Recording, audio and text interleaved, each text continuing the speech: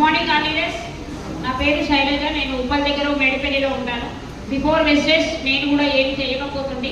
10th class fail నాది education. 10th కాగానే marriage అయింది.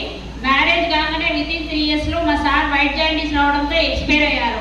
అప్పుడు 2 months 15 days పాప.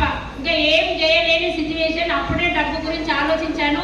అంతకు ముందుకు డబ్బుల గురించి ఆలోచించలేదు. జాబులు అంటే తెలియదు, డైరెక్ట్ నెట్వర్క్ సెల్లింగ్ అంటే తెలియదు, మంచి ఏంటి చెడు అంటే నాకు ఏమీ తెలియదు. బయట జాబు చేద్దామని అప్పుడే డిసైడ్ అయినా. జాబు చేద్దామంటే బయట ఎక్కడ పోయినా రికమెండేషన్. 600లకు జాబ్ చేసిన చిన్నపిల్లలకు. తర్వాత 12 కెమికల్ ఫ్యాక్టరీలో కూడా చేశాను ఒక 2 years. అక్కడ కూడా సరిపోవట్లేదు. ఇంకా ఏం చేయాలనేసి టైపింగ్ నేర్చుకొని డేటా ఎంట్రీ జాబు 10 సంవత్సరాలు చేసిన సార్. లెక్కలేని జాబు చేసిన బయట కూడా. అక్కడ కూడా 7 నుంచి 8 వేలు సరిపోతలేదు. జీతం అయితే వస్తుంది, జీవితం అయితే ఏం మారట్లేదు అనేసి ఇంకేదైనా సెల్ఫ్ ఎంప్లాయ్మెంట్గా మ్యాచింగ్ సెంటర్ కూడా పెట్టుకోవాలని 50,000 నుంచి స్టార్ట్ చేస్తే ఒక 6 సంవత్సరాలలో 20 లక్షల టర్న్ ఓవర్ అయింది. అక్కడ కూడా పెట్టుబడి పెట్టినా వస్తుంది పోతుంది.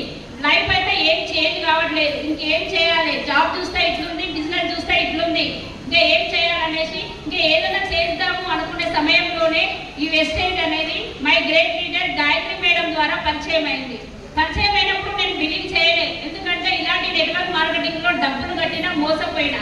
డబ్బు రాలేదు. మేడం చెబితే 4 నెలల టైం వేస్ట్ చేసుకున్నా.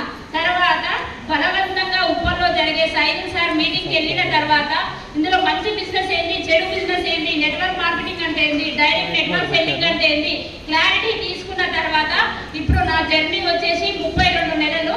నా హైయెస్ట్ ఇన్కమ్ వచ్చేసి 1,72,500 రూపాయలు. డిసెంబర్ వరకు 5 లక్షలు తీసుకోవాలి. నా అండర్లో 5 మందికి 1,00,000+ కార్ ఇప్పియాలి. నా 2 ఇంటర్నేషనల్ ఫారెన్ ట్రిప్స్ కూడా వెళ్ళేసి వచ్చాను. థాయిలాండ్కి వెళ్ళా, దుబాయ్కి వెళ్ళినా, రూస్కి వెళ్ళినా. ఇప్పుడు ఈ అవకాశం బయట ఉందా నాకు? 7 నుంచి 8 వేలు.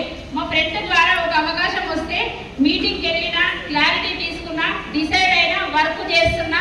నా పర్పస్ ఏంటంటే నాకు మ్యారేజ్ అయినాక మా అత్తగారి కాడ కూడా ఏం లేదు, ఆస్తి కంటేమో ఏం లేదు, జీరో మొత్తం. అమ్మ వాళ్ళ కాడ బాగుంది, కానీ అమ్మ నాన్న నాకు ఉన్నంత వరకు నాకు పెడతారు, మా పాపకు బెటర్ అనేసి ఒకటే ఒక పర్పస్. నా పాపకు ఇప్పటి వరకు 20 లక్షలు మ్యారేజ్ గురించి సేవింగ్ చేసిన.